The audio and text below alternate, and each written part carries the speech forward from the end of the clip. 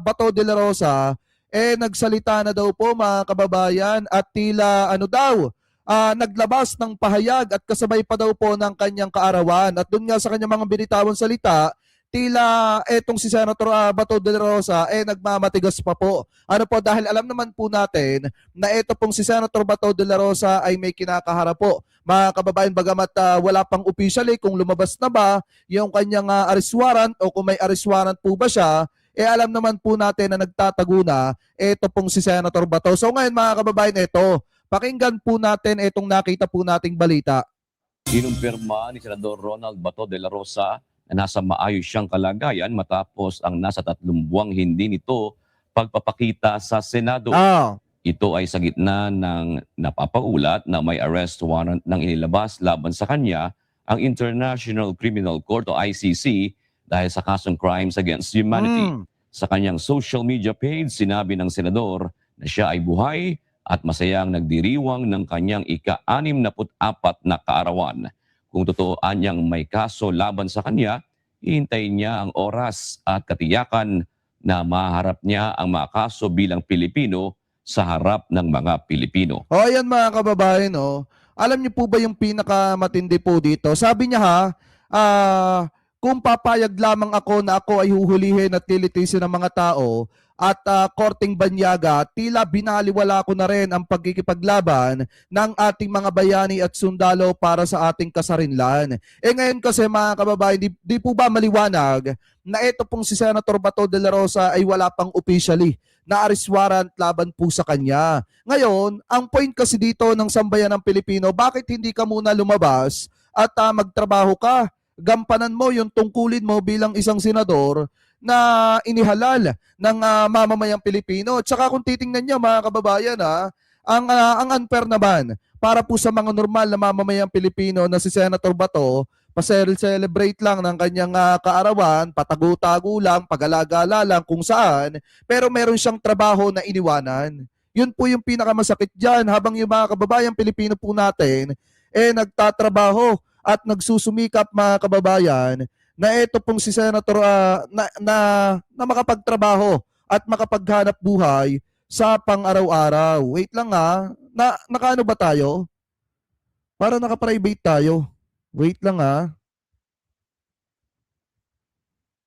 Ano nga natin? Di parang naka-private. Ay, shoutout po Ba't ganon? Hindi nagpi-play. Yan. Sorry. So yun nga mga kababayan, balik po tayo sa topic. So habang yung mga kababayang Pilipino po natin, araw-araw pumapasok sa trabaho, gumigising ng maaga para magkapagtrabaho, samantalang itong si Senator Bato, paganyan-ganyan lamang po ang ginagawa. Napakalaki po ng sinasahod niyan bilang isang senador tapos hindi nagtatrabaho, hindi naghahanap buhay. Ganun po katindi mga kababayan ang ginagawa po nila na pang-aabuso sa mamamayang Pilipino. Anyway, tuloy pa natin. Birthday wish ni Senador De La Rosa, may balik ang pagkabansa ng Pilipinas kung saan ang hustisya ay inihahain sa sariling hukuman. Ayan So yan po yung katuwiran ni Senator Bato de la Rosa mga kababayan. Bagamat sinasabi niya, maliwanag nga po yung sinabi niya dito kung totoo man na meron daw pong arrest warrant laban po sa kanya, siya daw po mga kababayan ay saka na lamang daw po niya haharapin yan pagka may pagkakataon na sa korte ng mga Pilipino o hukuman ng mamamayang Pilipino ng Pilipinas siya lilitisin. Pero sa ngayon, maliwanag naman po yung mensahe ni Senator Bato de la Rosa, sa madalit salita, magtatago po siya at hindi po siya lalabas para magtrabaho at para pagsilbihan ang mga tao na nagtiwala po sa kanya. Sa bagay mga kababayan, darating din naman yung araw na lalabas po yung arrest warrant ni Senator Bato de la Rosa at darating din po yung araw mga kababayan na siya po ay pagbabayaran niya yung kanya mga ginawa noong mga panahon na sila po ang nasa kapangyarihan at sila po mga kababayan, yung nang abuso sa buhay ng mamamayang Pilipino. At ang isa pa po dito, kung mapapansin nyo po, mukhang malapit na rin na sumunod kay Senator Bato de la Rosa, etong mga kaibigan po niya, na kapwa po niya senador. Katulad po nitong si Jinggoy Estrada at katulad po nitong si Joel Villanueva. Dahil kung titingnan po natin mga kababayan, etong si Senator Joel Villanueva, yung kanya pong kampo, humihingi po mga kababayan ng hanggang January 26 para magpasa ng kontrasalaysay patungkol po sa tatlong malversation cases na kinakaharap po ni Senator Joel Villanueva. At alam din naman po natin mga kababayan na may mga kinakaharap din ganyang kaso etong si Senator Jinggoy, katulad din po ng plunder at malversation. Pakitama na lamang po ko kung ako po ay mali. So ngayon, malaki ang posibilidad na kapag ka nagtuloy-tuloy po ito at napatunayan na sila po ay nagkasala, posibilidad na sundan mga kababayan ni Joel Villanueva at ni Jinggoy Estrada yung yapak nito pong si Senator Bong Revilla. Anyway mga kababayan, na ito ay play po natin.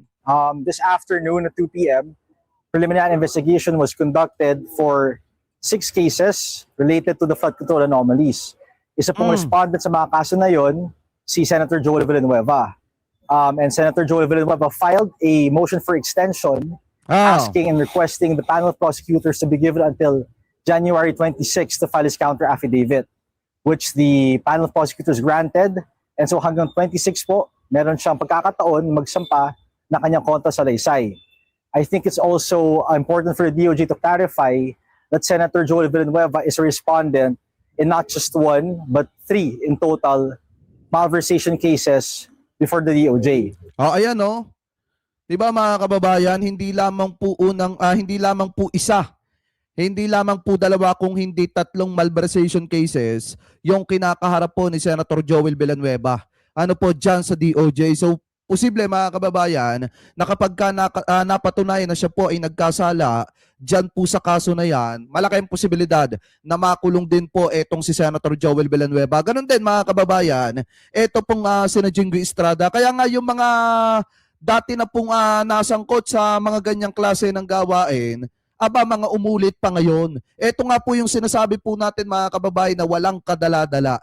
Ano po, hindi po marunong madala at talagang saglip na matuto na sa nangyari po sa kanilang nakaraan, talagang inulit pa ng inulit yung trabaho po nilang ganyan. Yung mga gawain po nilang ganyan. Kaya nga kung titingnan po ninyo mga kababayan, dapat po talaga, ito po mga taong ito ay mapapanagot na. Ano po, dahil habang tumatagal nga naman, naiinip.